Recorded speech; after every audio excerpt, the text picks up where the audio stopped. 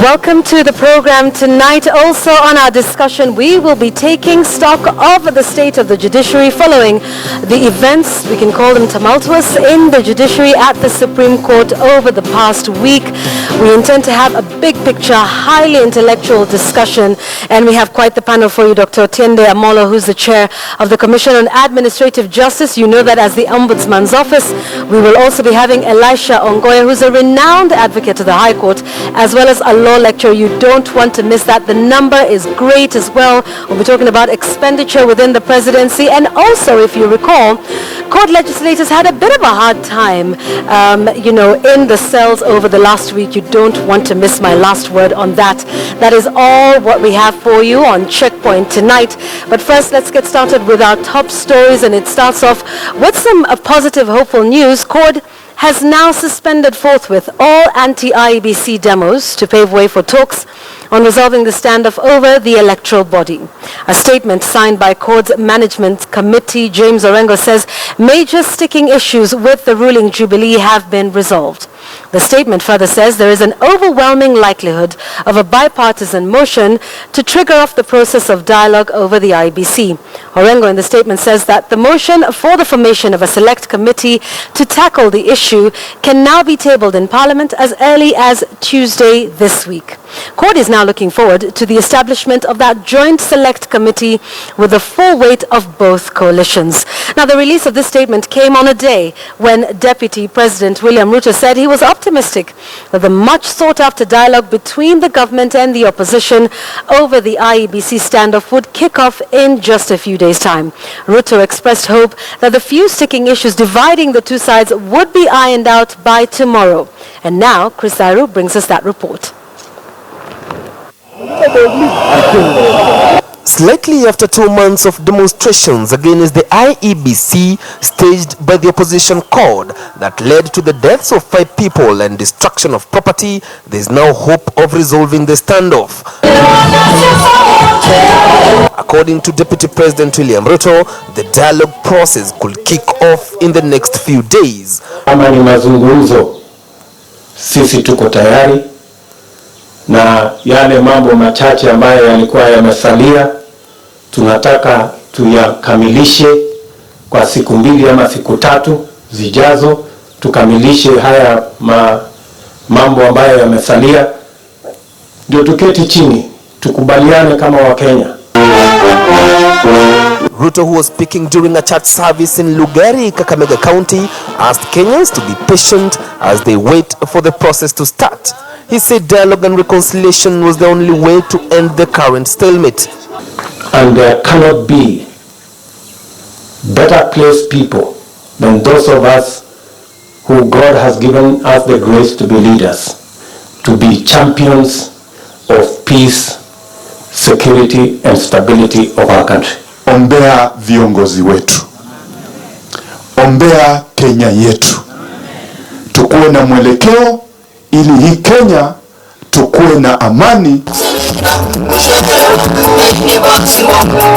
The opposition court is still adamant that the dialogue process be steered away from Parliament.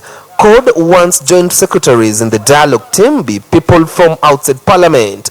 Next elections hatutakubali wizi tena. Hatutakubali. Every vote counts. Na wewe ukipiga kura yako lazima upate haki yako. Ndio tumesema IEBC vile ilivyo. Hao ni watu walaghai, hatuwezi kuwakubali. The legal teams from both sides are expected to continue consultations on Monday before the list of members to serve in the dialogue team is tabled in the National Assembly for approval on Tuesday. We should not allow ourselves to go back to what happened in 2000, 2007, 2008. We are all Kenyans. We should live together, and we should not in any way as politicians divide Kenyans. We must, as leaders, know that a lot of people listen to what we say. And sometimes when they listen to what we say, they sometimes even do what we say. And therefore, we really must be able to guard our tongues as much as possible. Hope for the resolution of the IEBC stalemate comes after 8 legislators were charged with engaging in hate speech, appear to have mended fence after they spent 4 cold nights in police cells together. The MPs from both CORD and Jubilee appear to have buried the hatchet. Chris Dairo, KTN News. A vicious battle to influence the future composition of the Supreme Court appears to have taken shape barely 3 days after the exit of Chief Justice Willie Mutunga, his deputy Kalpana Rawal, and Justice Philip Tunoi. Now, former LSK CEO now wants the JSC to send home Justices Njoki Ndung'u and Jackton Ojwang over alleged gross misconduct. But is this latest affront against the two judges genuine or part of the long-running supremacy battle schemes at the Kenyan judiciary? KTN's Murimi Mwangi explores. After differing sharply with the rest of the Supreme Court judges over the retirement of Deputy Chief Justice Kalpana Rawal and fellow Judge Philip Tunoi, the judicial careers of Supreme Court Judge Njoki Ndung'u and Jackton Ojwang are now on the line. And it has all to do with their absence from this last bench of the top court, chaired by retired Chief Justice Willie Mutunga, when the court prescribed an immediate retirement for Rawal and Tunoi in an application demanding for disciplinary action against the two judges. Former Law Society of Kenya CEO Apollo Mboya claims failure by the two judges to attend the sitting amounted to a lack of courtesy for advocates who were in court on that day. They were not there, and the Supreme Court then said that there's no quorum, and that's what the Chief Justice said. We don't have a bench to listen. That's why we cannot even make any pronouncement with regard to that application. But critics have accused Mboya of playing to the gallery of forces keen to block the two judges from the Mutunga-Rawal succession. Ojwang is the second senior-most judge of the Supreme Court, while Njoki is the senior-most serving female judge. Both judges have been touted as suitable candidates for Chief Justice and Deputy Chief Justice. The Judicial Service Commission should act independently and give us a CJ who is not beholden to any vested interests. The most important thing that you should actually ask yourself is why, as their own employer, the Judicial Service Commission determined that they misconducted themselves in the first instance. The Judicial Service Commission could have differed with me. Article 26, subsection 3 of the Supreme Court Act states, and I quote, a judge who has heard a case and who is absent from the delivery of judgment may sign a copy of the judgment with which the judge concurs, or where the judge has written an opinion, give the opinion to a judge present at the delivery of judgment to announce or read the concurrence or opinion in open court. When they didn't show up to give the ruling on Thursday, they can only blame themselves. Us as taxpayers, we know we are paying a lot of money to maintain them as judges. The JSC can only recommend the formation of a tribunal to investigate the two judges after establishing substantive evidence of gross misconduct. Murimi Mwangi, KTN News, Nairobi. And just a reminder, we will be critiquing the tenure and the performance of the first Supreme Court in Kenya, of course, with all those ongoing tussles there within the Supreme Court in terms of succession. So please do join us for that discussion a little later on. The hashtag is Checkpoint. We're asking you whether you still have confidence in the judiciary tonight. Now, there was shock and disbelief after a man in Mogotio murdered an elderly woman and injured 3 others in unclear circumstances. David Kipsang allegedly broke into the mud-walled house and attacked the 90-year-old Rebecca Toyoy at 4 in the morning. Family members say the suspect entered the house through a window and slit her throat. The suspect further attacked 3 other people, including his own brother, leaving them with serious injuries. Locals say the man was a casual worker at the homestead, and it is not clear why he attacked the elderly woman. The 33-year-old is currently being held by police. Akanishukia tu pap, jaribu ya pili hivi, mimi nikarukia panga, Ndio maana tukang'ang'ana mpaka hapa hivyo, akaniangusha kwa hapa. Mimi nikashikilia tu panga, sikuachilia panga. Kashikilia kabisa mpaka nikamweza. Alikuja na nguvu yote, nyumba ikafunguka. Mimi niko ndani ya room yangu, anajaribu kufungua ile ya ndani, nikasuia iko na chapini. Nikaanza kuitana, nikaita huyu kijana, asikii inanyesha. Now, security organs at the coast of Kenya have been surveilling the sacred Mijikenda Kaya forest to neuter militia groups said to be operating there. Security chiefs quoting intelligence information say some militia groups could be using the unfrequented sacred zones for training and administration of oaths. But as KTN's Francis Ontomo now reports, this attempt could be riddled with controversy, with the Kaya elders now standing their ground on what they call their sacred sites. When security chiefs from Kilifi arrived at the Kaya Kauma grounds, someone needed to seek the elders' approval before any deliberations could take place. After all, these men and women stood on sacred grounds.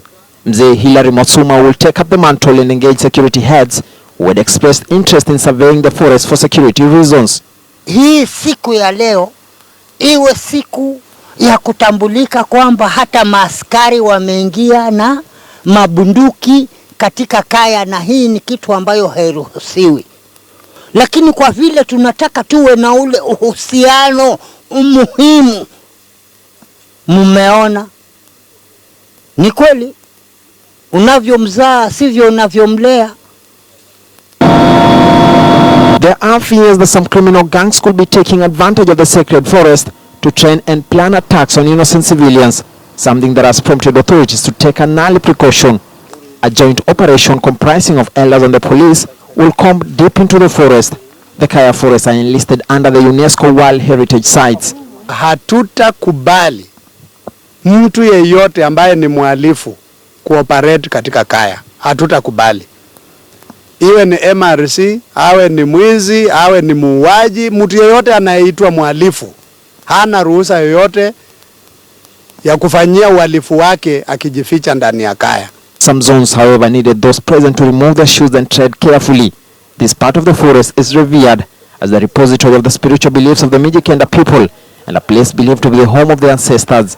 Tumeona kwamba bila uhusiano kamili ama uhusiano mzuri na maafisa wa utawala, kazi nyingi zilikuwa zinagonga mwamba. In early 2000, Mombasa Republican Council, that became synonymous with the call Pwani Si Kenya, sprouted and thrived in the Kaya forest, where they are believed to have strategized their attacks as well as administer oaths. Security details are keen to neuter any of such attempts ahead of the 2017 general election. Tutafanya operations katika Kaya zote kuhakikisha ya kwamba hakuna hata harufu ya mhalifu katika Kaya yote. Some observers say this latest move is perhaps a pointer to the fact that security arms are not stopping at anything until stability is reassured along the coastal strip. Francis Ontomwa, KTN News, Mombasa. And of course, with World Refugees Day is coming up, we'd like to take a little bit of focus on that now. What could a 27-year-old refugee and a 42-year-old from Turkana possibly have in common? Giat Yak came to Kenya in 1992 as one of the lost boys of Sudan. The same year Kakuma Camp was established. Edward Eregai came to Kakuma Camp 2 years ago to learn the same trade as Giat. This is their story. The journey from Nairobi to Kakuma Camp by road is long and weary, one that can take even 14 to 16 hours. By air, less than 2. Above the Turkana horizon, it's hard to tell that there is a refugee camp in the pockets of this county. It's only when you get a little more closer that Kakuma emerges. Kakuma Camp was established in 1992, following the arrival of the lost boys of Sudan, close to 16,000. Now, the camp, approximately 16 kilometers squared, divided into 4, is home to close to 200,000 refugees, 5 in every 10 from South Sudan. At the Don Bosco Training Center, a plumbing class continues. Giatiak has been here for a year. He came here with the other lost boys from Jonglei, in what was then part of Sudan. It's good because education is there, everything is there. You provide kila kitu. I was there with in the same school. I have many friendships with Kenyans so many times. So Kenya, by the way, is a good country. Eregai Edward Edapal was born and raised in Turkana. He left his Lokichogio home to come to Kakuma, at first just as a pump operator, but the desire to learn the plumbing trade led him here. The refugees, I interacted with them just because I'm a pump operator. When it comes where I stay, like maybe the generator, they ask for water, I just talk with them, then I issue them water. They are just like me, they are human beings like me. The host community is part and parcel of what is happening. Important part of this engagement is where the host community meets with the refugee. We are hosting the refugee population with the understanding that they have run here for safety and support, but ultimately the final solution should be that they are able to go back. Get isn't planning to go back to South Sudan soon. He has very little memories of it just as Sudan, and friends like Edward have made him know Kenya as a home. Because I don't know, maybe I cannot go back to Sudan because the time I came in the time I was 2 years old. So there's no need for going back to Southern Sudan again. How can I go back where the people are fighting there? So local communities have engaged in speaking these languages very nicely. You live as brothers and sisters. Yeah. Dorcas Wangira, KTN News, Turkana County. All right, Wendy Bella Omolo from Homa Bay County is the new Miss Tourism Kenya. She was declared the winner last night in a contest in which 42 counties participated. The second position went to Bomet County contestant, while the third was taken up by Uasin Gishu County. Several governors attended the event that took place in Vihiga County last night. Morning. Here at Kidundu Stadium, Vihiga County, goes to none other than Homa Bay County!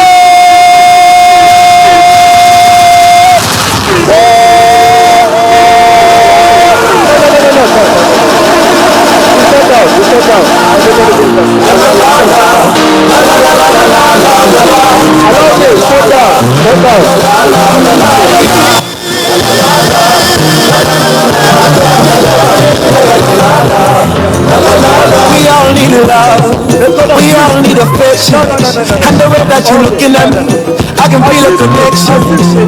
Unanibamba baby, kwanza unavyochekecha, kinywaji kwa mkono, na kibeti kwa bega, jusikrifu mademo napenda dono, matali pia tunasota, ya dunia ni mengi sana, no commitment mama, so nipe nafasi, nikupe mapenzi yangu.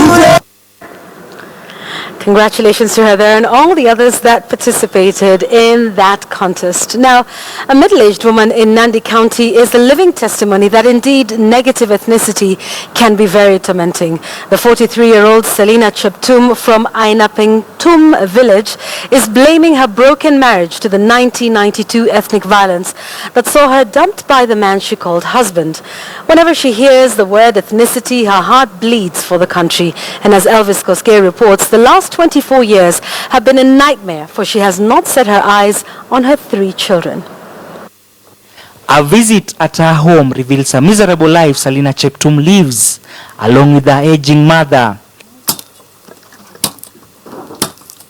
Their land, which was previously 1 point, has been reduced to nothing, with this bedsitter house being their only earthly possession. Her radiant smile covers her face, hiding the tribulations she has undergone since 1992. Sasa hapo akaniiba, ni kama kuniiba kwa sababu mimi nilikuwa mtoto mdogo wa shule. Kwanza hata nilienda na bag mpaka kwao. Wazazi walinitafuta mpaka wakanyoa nywele, wakasema huyu alikufa. Now aged 43, Selina Cheptum from Ainapengtum village in Tinderet narrates her ordeal that saw her marriage destroyed during the 1992 tribal clashes. Sitaki kwa sababu sioni watoto wangu miaka 20 na kitu. Kwa sababu ya ukabila sitaki.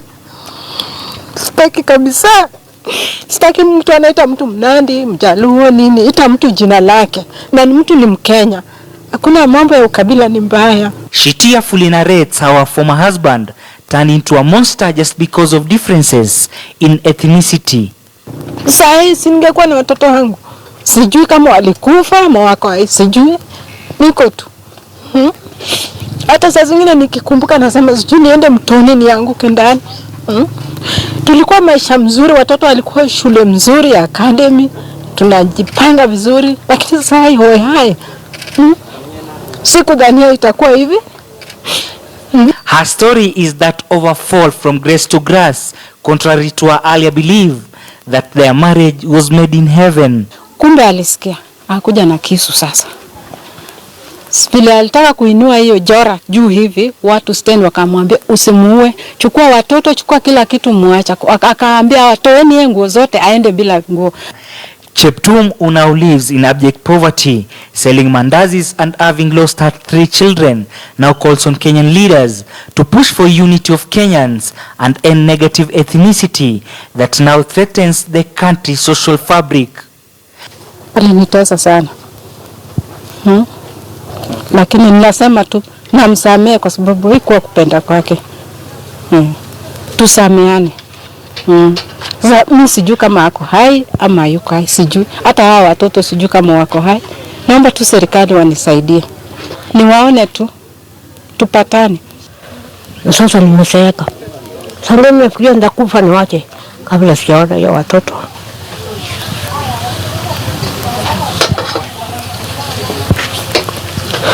Ndio shida ninayo. Silalangi, naomba Mungu sana. Elvis Kosgei, KTN News, Ainabniatun Village, in Nandi County. All right, so before we get into our discussion, let's talk about our number of the week right here on Checkpoint. And today, that number that we'd like you to focus on is 2 billion shillings.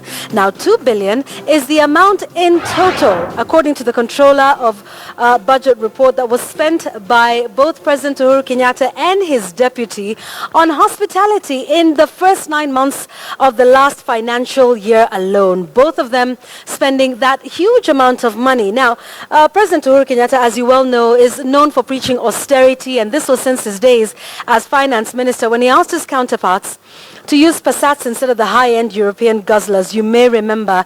And also at the beginning of his tenure in 2013, he decried the increasing wage bill in the country.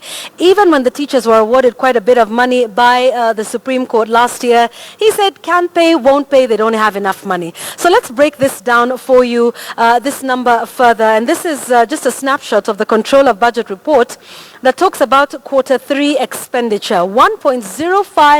1.045 billion was spent on hospitality. This is at the presidency. A further 359 million shillings was spent on domestic travel. And then there was 167 million shillings on foreign tours. And finally, there was 149 million shillings in printing and advertising. All of this is spending for the third quarter of the year 2015-2016. Now, at this point, I'd like us to listen to President Uhuru Kenyatta himself before we go to what 2 billion shillings can do. Now, he has, like we said, spoken on various occasions about the high wage bill and about the need to control spending, runaway spending in the country. So I'd like you to listen to this statement that President Uhuru Kenyatta made on the issue in the year 2014. We will draft a new international travel policy which will restrict foreign journeys to none but the most essential.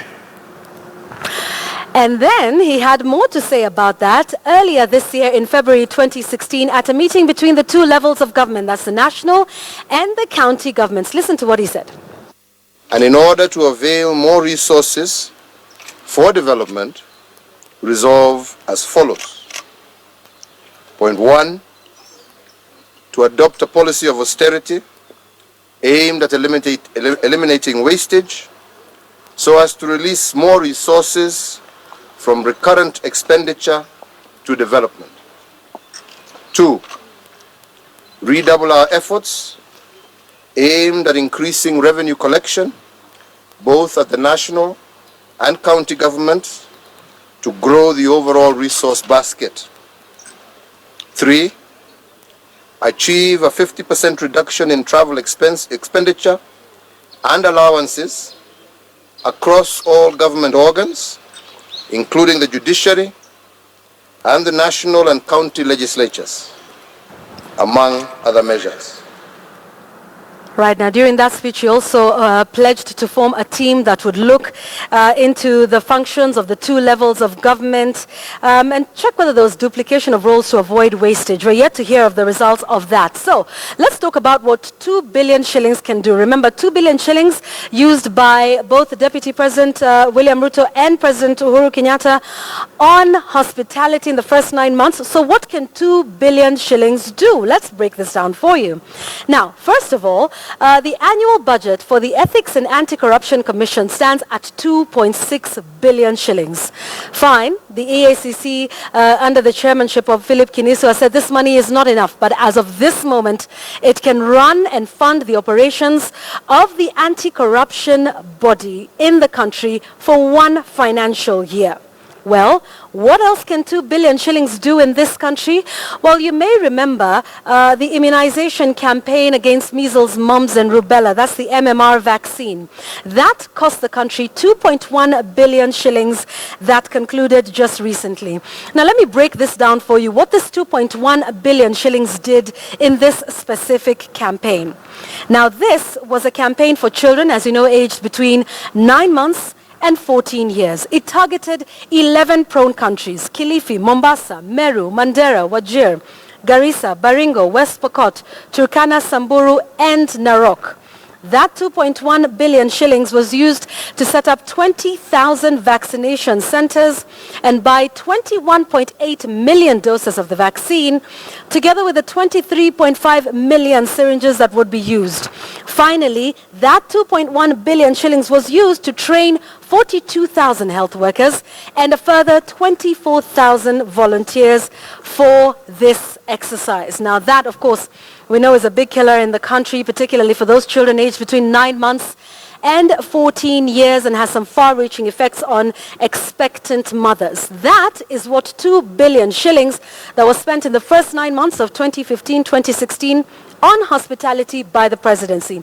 That is what 2 billion shillings can do. We've been asking you on social media, and we'll get to your responses in just a moment, as to what 2 billion shillings can do. That is your number of the week.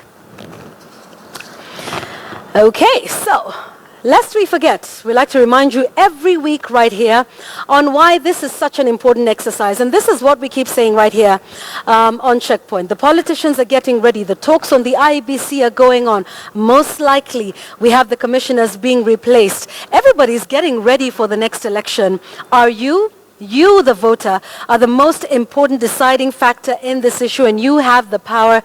And in fact, dare we say here on Checkpoint, the civic duty to do so if you're above 18 years of age and you have an ID. So let's remind you and give you that countdown that is also available on the IEBC website. We have just 414 days to the next general election.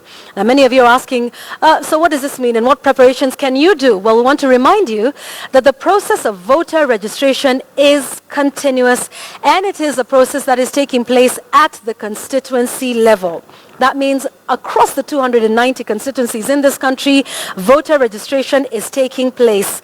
The voter registration exercise will be suspended in May next year, when, of course, the IEBC will take stock of all the numbers, collate the figures, and clean up the register ready for 2017. Now, who should do this? Well, if you didn't register or vote in the last election, register and vote in the last election, this is one you can do. Now, we're asking you here to document your experience in terms of getting yourself registered as a voter. You can also change your polling station. This is something you can do from one area to another based on work, based on a change of residency. Please go out there, get yourself registered, and give us your experience. Share it with us. That WhatsApp number is on your screen now, 0706 727272. If you can take pictures, we would love to see that. Remember, this is television. We would love to be able to see what your experience was like. Did you find the voter registration officials? Was the place open? Was it closed? Were the people there? Were they not? Was it an easy exercise or not? That WhatsApp number is what we're asking you to. By the way, you can also send us your feedback on Twitter. Let's take a look at some of your feedback now. Quite a bit to go through. On Twitter, JC Kim Tay says yes at the Huduma centers. Remember, this is something you can also do. I want us to go through these very quickly. We have quite a bit. One says the process is full of bureaucracy and incompetency with a camera that makes one look like a wild dog. Okay. Is voter registration ongoing? Ronald Otieno, yes, it is. Go to your constituency office right away. The time was too short. They should set time for another registration. Final one, everyone to register. Vanessa, the one that they did in February was a mass voter registration exercise, but remember to go to your constituency office. Can one change polling stations? Yes, you can. I filled in the transfer form, though I did not know how to confirm if it was updated in the system. Now, as we go through the feedback, and let's do that, I just want to explain to you what we want to do to take this a little bit further. We are going to be forwarding all of your feedback right here on Lest We Forget to IEBC, and they can respond to some of your very specific queries in our quest to make sure that you get yourself registered. So take a look at this that's coming into our WhatsApp line. I'm in Homa Bay, but I voted in Kisumu. I asked those concerned. They said they didn't know what to do. Here's another one. There is no registration going on in Migori and Homa Bay as far as I know. Please tell us where to go.